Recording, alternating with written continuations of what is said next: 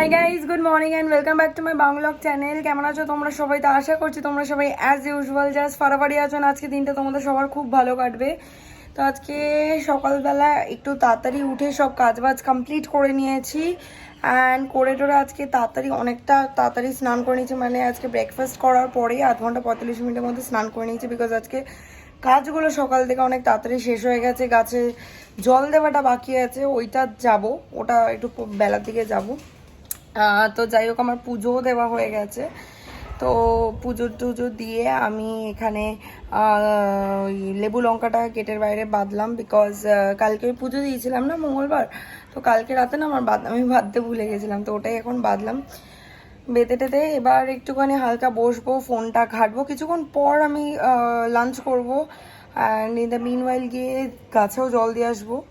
আজকে একটুখানি সব কিছু তাড়াতাড়ি করছি, বিকজ পোস্ট লাঞ্চ প্ল্যানিং রয়েছে আজকে গিয়ে চুলটা কেটে দেবো, কারণ আমার চুলের নিচটা অনেকটাই পোর্শন নষ্ট হয়ে গেছে।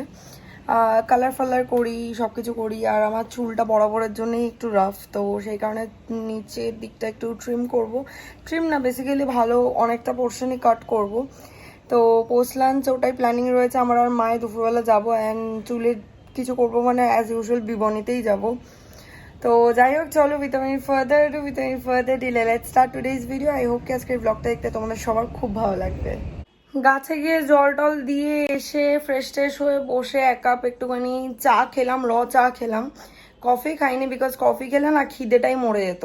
এইবার ভাবছি লাঞ্চটা করেই নেই, তো মাছটা গরম করব খালি, বাকি ডাল তরকারিগুলো আর গরম করব না। তো যাই হোক, চলো এগুলো করে তারপর লাঞ্চটা করে নেওয়া যাক। আমি সম্পূর্ণভাবে রেডি হয়ে গেছি, বেরোচ্ছি, কফিটা খেয়ে নিলাম।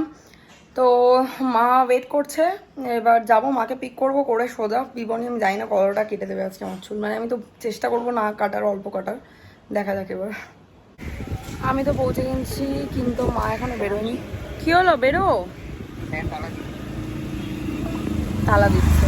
তো যাই হোক, বেরোলাম, বাট ওয়েদারটা দেখে তো একদম ভালো লাগছে না। যখন তখন বৃষ্টি নামতে পারে, তোমরা হয়তো বুঝতে পারছো না, তোমাদেরকে ব্যাক ক্যামেরা অন করে দেখাচ্ছি। ধরো, আশা করছি এবার বুঝতে পারছো, পুরো কালো করে এসছে মেঘটা। আমি পৌঁছে গেছি আমরা বিমানের। বৃষ্টি তো এখনো অবধি নামেনি। বলছে মেয়ে মা হেয়ার কাট করবে, আর আমাকে জোর জবরদস্তি নিয়ে এসছে হেয়ার কাট করানোর জন্য।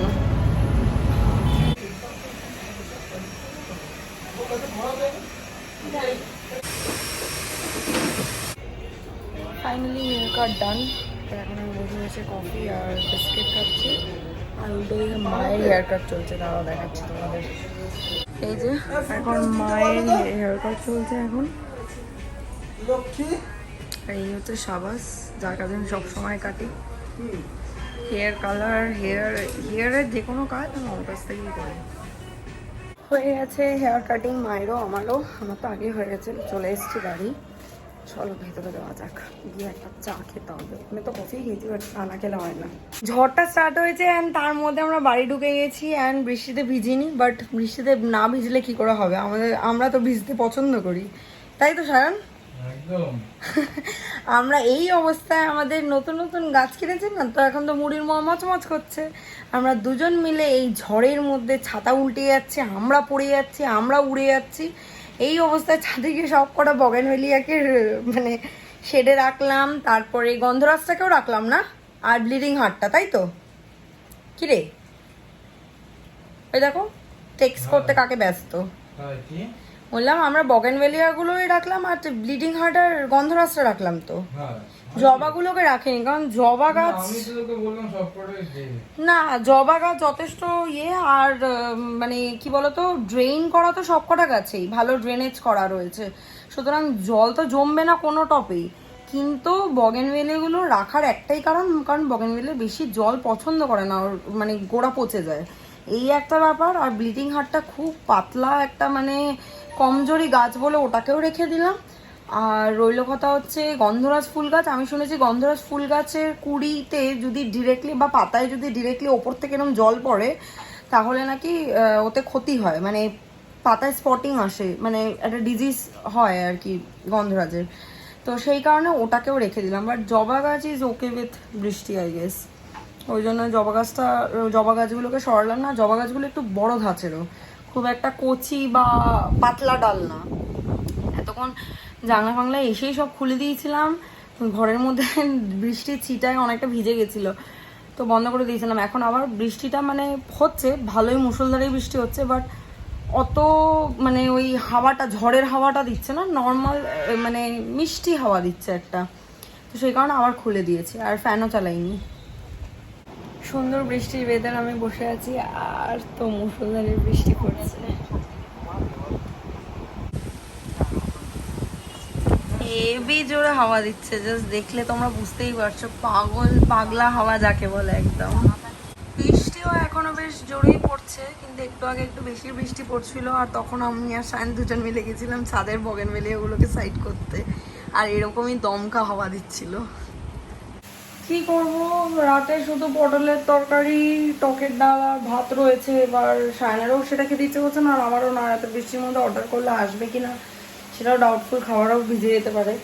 তো সেই কারণে আমি কি করব, ডিম বার করলাম, আর হচ্ছে আলু কাটলাম, আলু ভাজা আর কি, ডিম দিয়ে আলু দিয়ে ভাজা করব, আর টকের ডাল আছে, আলু পটলের তরকারি হয়ে যাবে। আমি এখানে আলুটা কেটে নিয়েছি, খুব কষ্ট করে কেটেছি। সামাও আমি জানি না কেন আমি আলু কাটতে পারি না, মানে আলু ভাজার আলু, বাকি সব পারি আমি, তাই আমার একটু প্রবলেম হয়। এই যে এখানে কাঁচা লঙ্কা, 3টে ডিমও বার করে নিয়েছি, ওটিজিতে খাবার গরম হয়ে গেছে, এখানে ভাতটা রয়েছে, আর এখানে আমি কড়াইতে তেল দিয়ে দিয়েছি, আলুটা ভাজবো এবার।